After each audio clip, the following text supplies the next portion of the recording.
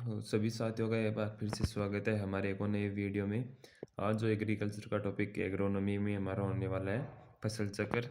यह छोटा सा टॉपिक है, 5 मिनट में हमारा टॉपिक कंप्लीट हो जाएगा। प्लीज़ वीडियो को पूरा देखना और लाइक ज़रूर करना और हमारे चैनल को सब्सक्राइब कर ले। आपको ऐसे वीडियो रोज़ मिलते रहेंगे और आपको इनकी PDF हमारे टेलीग्राम चैनल पर मिल जाएंगी। अब वहाँ जाके इनकी PDF भी देख सकते हो। तो हम चालू करते हैं फसल चक्र।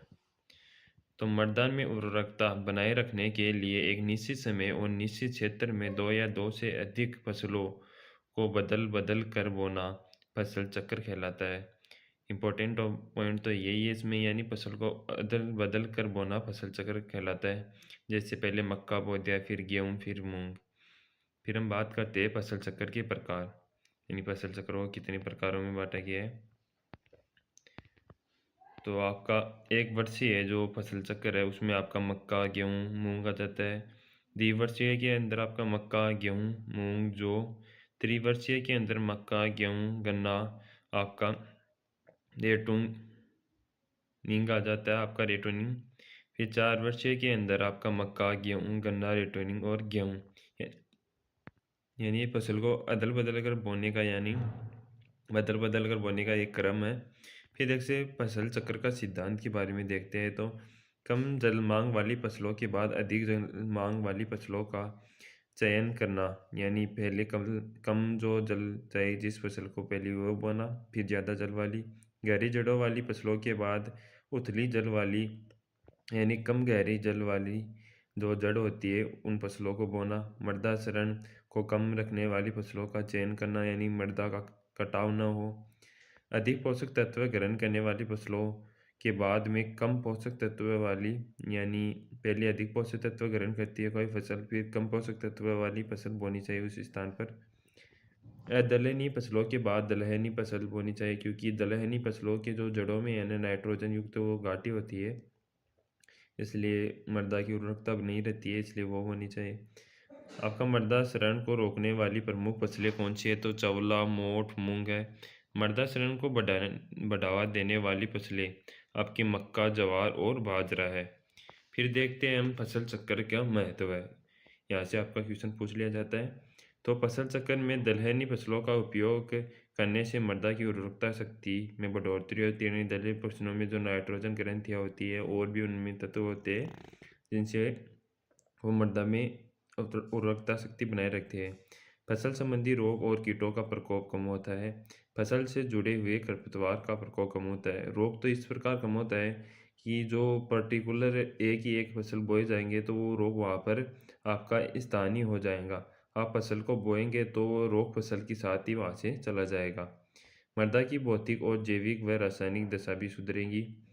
मृदा की कार्बनिक पदार्थ C और N का अनुपात में भी वृद्धि होगा, क्योंकि फसल को बदल बदल कर बोने पर नाइट्रोजन, कार्बन दलहनी फसलों से बढ़ेंगे, फिर अदलहनी बोएंगे तो फिर कम, फिर बढ़ेंगे। ऐसे अनुपात वो बना रहेगा और दलहनी बोने से वृद्धि होगी। फिर फसल चक्र की सघनता के बारे में हम देखते हैं। तो एक निश्चित समय में निश्चित क्षेत्र में फसल चक्र को उगाई गई फसलों की संख्या को फसल चक्र की सघनता कहते हैं। तो इसका एक सूत्र भी है निकालने का। तो फसल चक्र की सघनता प्रतिशत में फसल चक्र से फसलों की संख्या, यानी प्रतिशत काटने के लिए फसल चक्र में फसलों की संख्या और फसल चक्र की अवधि वर्ष में इंटू 100। जैसे आपका फसल चक्र की सघनता कभी भी 100% से कम नहीं होनी चाहिए। मोनोकल्चर की फसल सघनता सदैव 100% होती है। अधिकतम फसल आपकी जो सघनता होती है 400% होती है। धान, गेहूँ, मूंग की फसल चक्र सघनता 300 होती है। बाजरा, चना आपकी ये पूछा जाता है यहाँ पर कितनी प्रतिशत होती है। पहले भी इसमें से यहाँ से क्वेश्चन पूछा गया था, यानी गेहूँ से पूछा गया था गेहूँ की फसल चक्र सघनता कितनी होती है, तो आपकी 300 होती है। आलू, हरी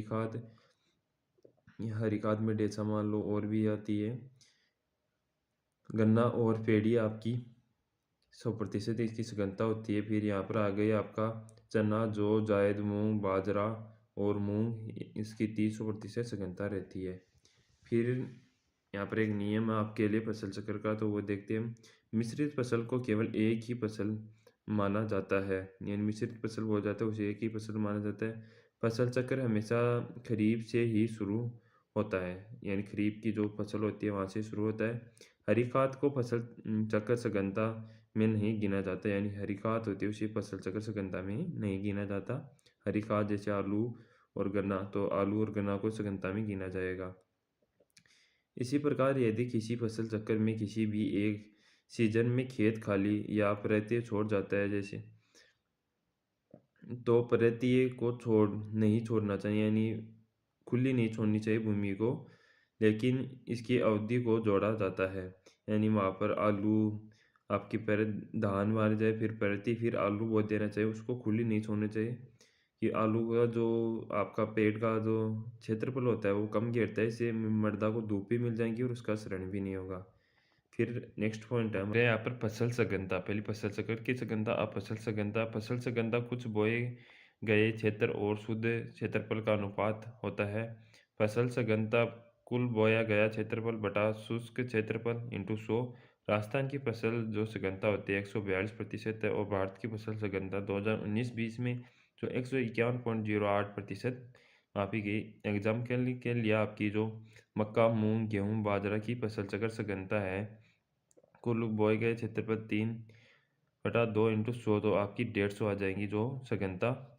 फिर हम जो फसल चक्र हमारा जो थ्योरी टॉपिक इसमें पूरा हो चुका है और आपके लिए कुछ क्वेश्चन है, तो देखते हैं हम क्वेश्चन।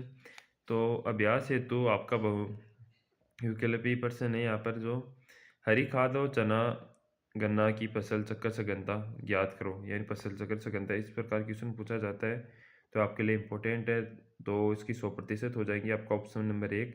फिर नेक्स्ट क्वेश्चन आता है, एक किसान के पास आपके 10 हेक्टेयर भूमि है, वह 5 हेक्टेयर में मूंग व 10 हेक्टेयर में सरसों की फसल लगाता है, तो फसल सघन जो सघनता ज्ञात कीजिए। फिर से फसल सघनता का क्वेश्चन है, तो इसमें आपकी फसल चक्र सघनता हो जाएंगी आपकी 150, आप सूत्र से भी निकाल के देख सकते हैं। फिर है आपकी कपास, मटर, बाजरा, चना की फसल चक्र सघनता ज्ञात कीजिए, तो इसमें आपका हो जाएगा ऑप्शन नंबर बी 200%। दो या दो से अधिक आपकी फसलों को एक निश्चित क्षेत्रफल में बदल बदल कर बोना कहलाता है, तो आपका फसल चक्र कहलाता है ये। भारत की जो फसल चक्र सघनता है वो कितनी है? भारत की फसल चक्र सघनता कितनी है? तो 142% भारत की फसल चक्र सघनता है, ऑप्शन नंबर सी। फिर है फसल चक्र में किसी कुल की फसलों को शामिल करने से मृदा में नाइट्रोजन की मात्रा का संतुलन बनाए रहेगा, यानी किस कुल की फसल को जो नाइट्रोजन की मात्रा बढ़ाती है मृदा में, तो आपका ऑप्शन नंबर बी हो जाए ल्यूगुमिनेसी। फिर है नेक्स्ट आपका मक्का, गेहूँ, मूंग, जौ आपका कितने वर्ष का फसल चक्र है, यानी कौन से वर्ष में आते हैं, ऐसे क्वेश्चन पूछे जाते हैं, आपके लिए इंपॉर्टेंट है, तो ये द्विवर्षीय है, ऑप्शन नंबर बी। तो आज के लिए इतना ही। आपको वीडियो अच्छा लगे तो प्लीज़ वीडियो को लाइक करना और आपका सपोर्ट बनाए रखना। धन्यवाद।